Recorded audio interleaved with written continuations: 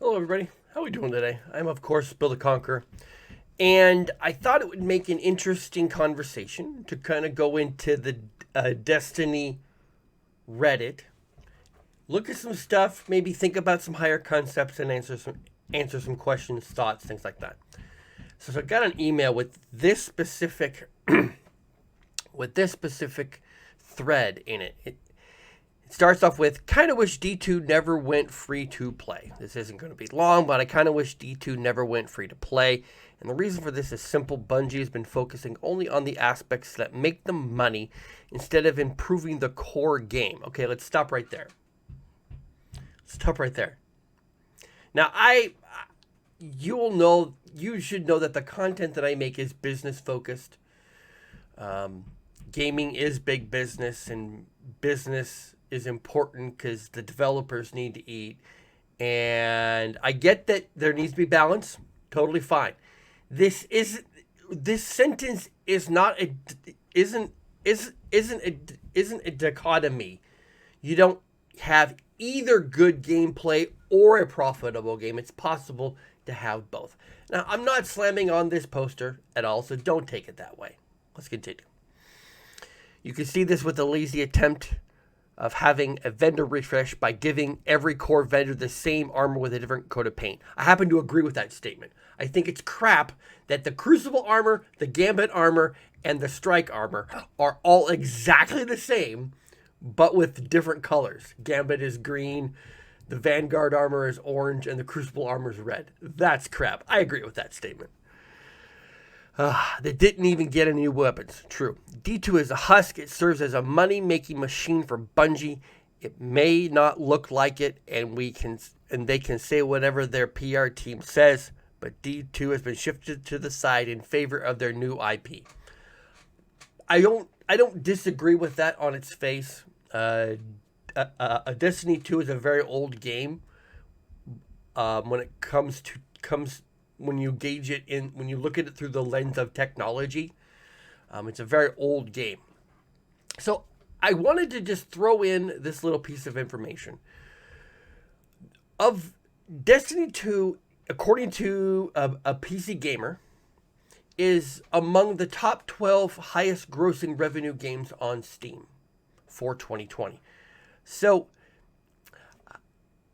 I always say that there has to be a balance between the profitability and the overall quality of the game.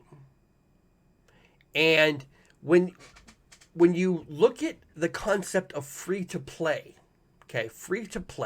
what are you doing with free to play? You're lowering the barriers to entry.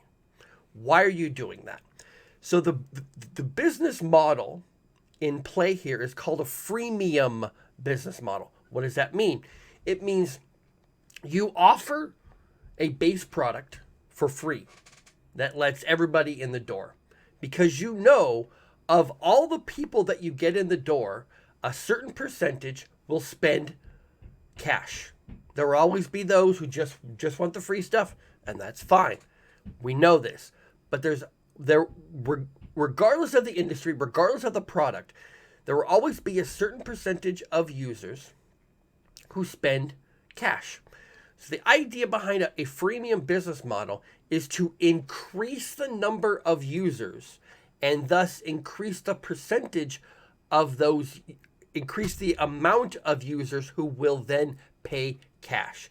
So just as a random figure, 20%. Okay. So if Bungie has nearly 2 million Guardians playing Destiny 2. Okay. What is 20% of 2 million? Okay. So 10% of 2 million is 200,000. 20% would be 400,000. So if you had 400,000 users buying things from your website on a regular basis, you would make a profit. And that's the whole concept here, is that they're lowering the barriers to entry to increase the user base and increase the number of people who will spend cash. Bungie is an independent studio. They're no longer with Longer with Activision, that's not news. However, that all said, I do happen to agree with some of these sentiments here in this thread. And this isn't a new concept. People get frustrated about free to play. People will abuse the freemium model as much as they can because people like free stuff. So keep that in mind. Some of these people realize that we keep bringing up this topic. No big deal. I totally get it. Scroll down a bit here. There is a thread. There's a piece here where a person talks about being a D1 vet on PS3 and gets back into D2 on the free-to-play concept and just realizes that the game has not met expectations. Is that a problem? I don't know. I always say you get what you pay for. You get what you pay for. So I wouldn't expect Bungie to put a ton of effort in the free-to-play version. I wouldn't expect a business to put hardly any effort in something that is free. You put the effort in knowing what the return will be on the backside. So like I said, if the number is 20% and there are 2 million Guardians that have downloaded the game, it's about 400,000 paying customers on a regular basis. That pays the bills. And like I said, there definitely has to be a balance between quality of the game and the profitability. I know that Bungie is working on a new IP. I understand that. I've been frustrated over the fact that they are recycling old content to build their new player base and banking on the nostalgic aspect to keep the older players happy.